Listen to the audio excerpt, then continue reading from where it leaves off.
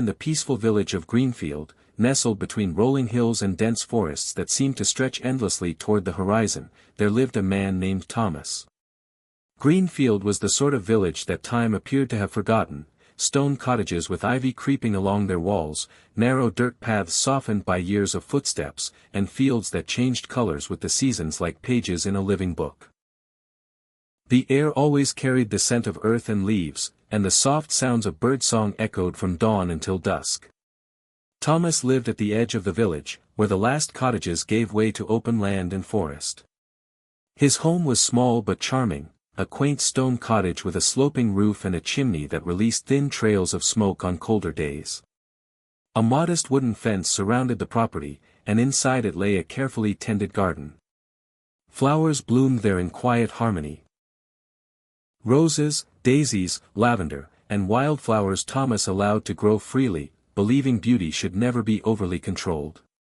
Thomas was a solitary figure, known to the villagers mostly by sight rather than conversation.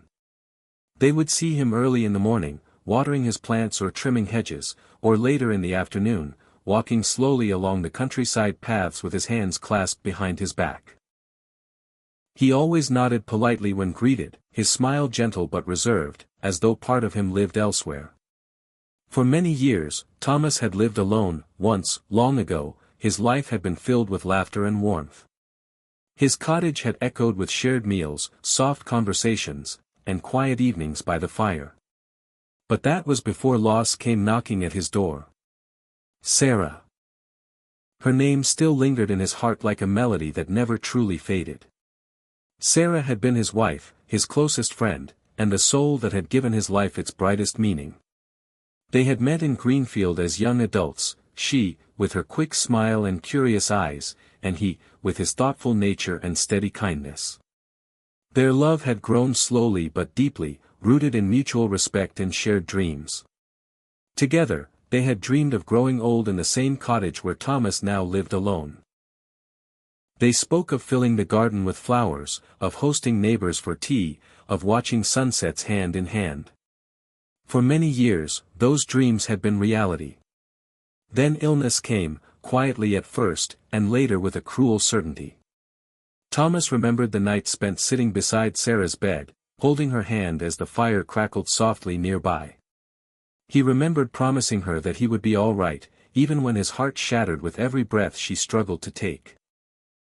When Sarah passed, a silence settled over Thomas's life, a silence so heavy it felt alive. Though the seasons continued to turn, something within him remained frozen in time. Years passed, but the loneliness never truly left. Thomas filled his days with routines.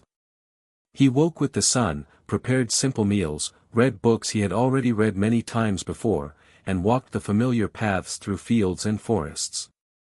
Nature became both his comfort and his reminder.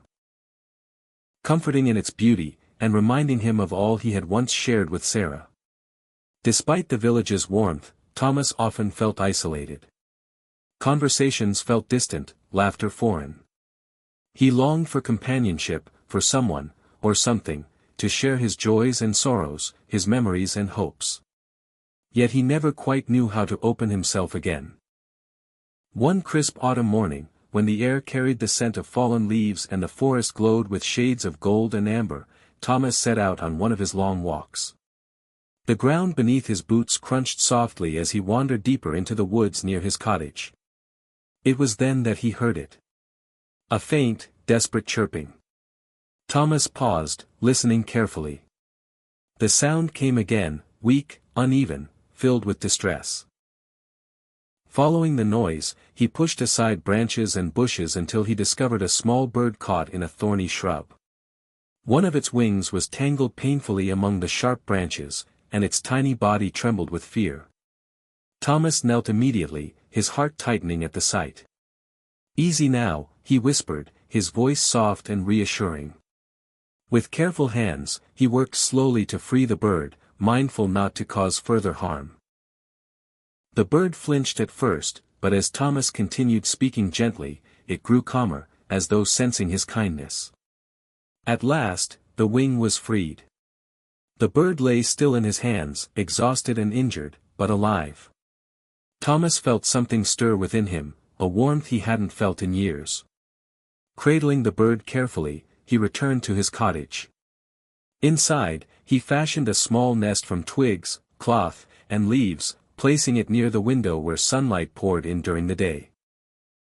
He cleaned the bird's wounds and offered it food and water, watching anxiously for signs of improvement.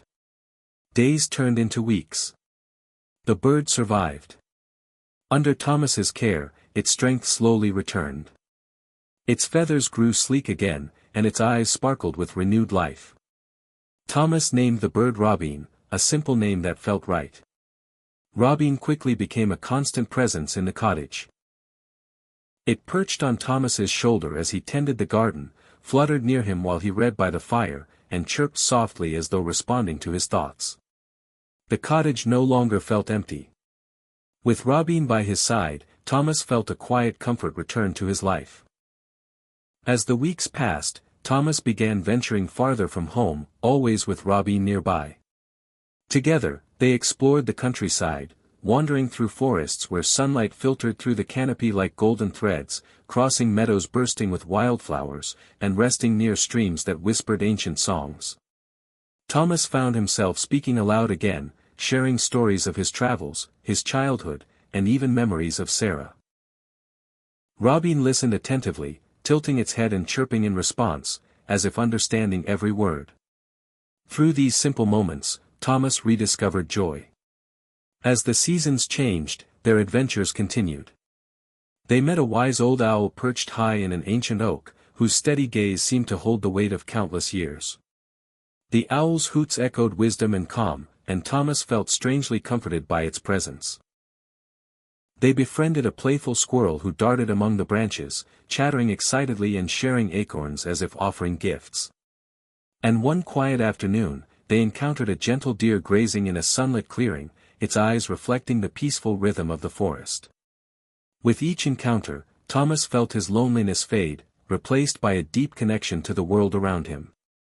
He realized that companionship did not always arrive in the form one expected. Sometimes, it came quietly, on feathered wings. Years passed. Thomas grew older, his hair turning silver, his steps slower but steadier. Robine, too, aged, though its spirit remained lively. Together, they shared countless sunsets, countless walks, countless silent understandings. Though Thomas's cottage remained small, his heart was full.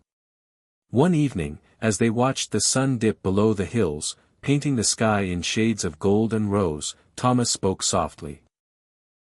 "Thank you for being my friend, Robine," he whispered. "You brought light back into my life when I thought it was gone forever." Robine chirped gently in response, its eyes bright with affection. In that moment, surrounded by the beauty of Greenfield, Thomas knew he had found his sanctuary, not in a place, but in companionship. He was no longer alone. And so, in the heart of Greenfield, where rolling hills met whispering forests, Thomas and Robine lived out their days in quiet happiness, proof that even after great loss, life still had room for gentle miracles.